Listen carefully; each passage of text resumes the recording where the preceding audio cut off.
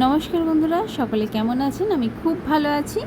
আজকে আরেকটা বাচ্চাদের খাবারের রেসিপি নিয়ে চলে এসেছি। এটা মোটামুটি 8-9 মাসের উপরে যে কোনো বাচ্চাদেরকে দেওয়া যেতে পারে। বাচ্চারা সাধারণত একই ধরনের তেল মশলা ছাড়া সেদ্ধ খাবার খেতে খেতে বিরক্ত হয়ে যায়।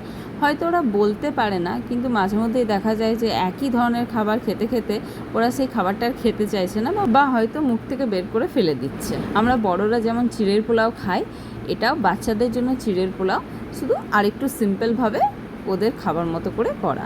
প্রথমে আমি অল্প একটু গাজর গ্রেট করে নিয়েছি, আর তার সাথে কয়েকটা কিশমিশ নিয়ে সেটাকে কুচি করে কেটে নিয়েছি। প্রথমে কড়াইতে ছোটো চামচের 1 চামচ ঘি নিয়ে তার মধ্যে গাজর কুচিগুলো দিয়ে ভালো করে নাড়াচাড়া করে নিতে হবে। কিছুক্ষণ নাড়াচাড়া করার পর এর মধ্যে কিশমিশ কুচিগুলো দিয়ে 1 মিনিটের মতো নাড়াচাড়া করে নিতে হবে।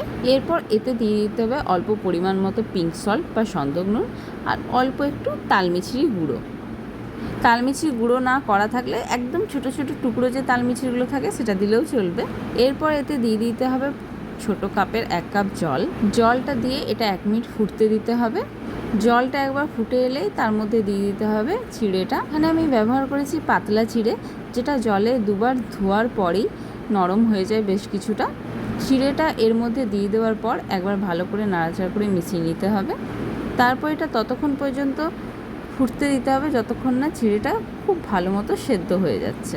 চিড়ে এমনিতেও ঠান্ডা হলে জলটা টেনে গিয়ে শক্ত হয়ে যায়, তাই যদি মনে হয় তাহলে আরেকবার একটু জল দিয়ে এটাকে ফোটানো যেতে পারে। ব্যাস, আমাদের বাচ্চাদের জন্য স্পেশাল মিষ্টি মিষ্টি চিড়ের পোলাও রেডি। ঘি ব্যবহার করার জন্য বেশ সুন্দর একটা গন্ধও ছাড়ে এতে।